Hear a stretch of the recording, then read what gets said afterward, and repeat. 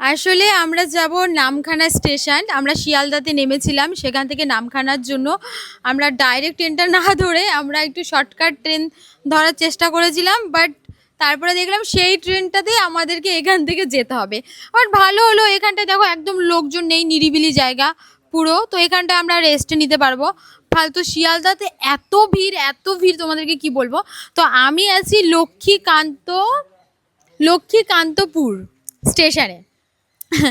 এতক্ষণ ধরে লক্ষ্মীকান্তপুর করতে করতে এখন ভুলে গেছি। এখানটায় রয়েছি, এইখানটায় কারা কারা আছো যদি কেউ ভিডিও দেখো আমার কমেন্ট করে অবশ্যই জানিও, ঠিক আছে? এখানে কার কার বাড়ি রয়েছে। তো লক্ষ্মীকান্তপুর নামখানা যাওয়ার পথেই পড়ে। তো আমি বলছিলাম আমি একা যাচ্ছি না, আমার সাথে তো আমার বোন যাচ্ছেই। এখন ক্যামেরা ধরে দিচ্ছে, দেখা তোকে। হ্যাঁ, ক্যামেরা ধরে দিচ্ছে ও পূজা। আর এই যে পিয়ালি, এই তো ঘুমাচ্ছে ঘুমাচ্ছে।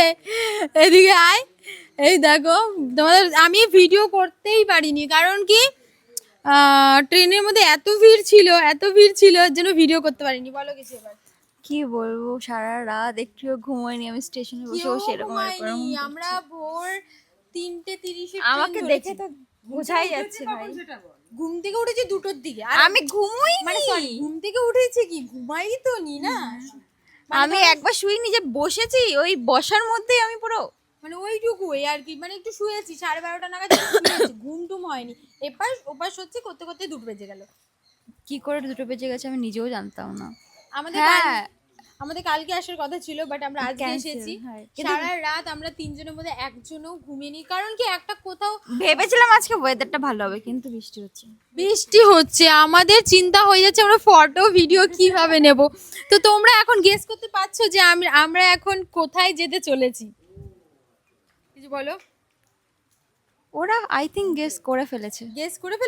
হ্যাঁ, গেস করে ফেলেছো তোমরা।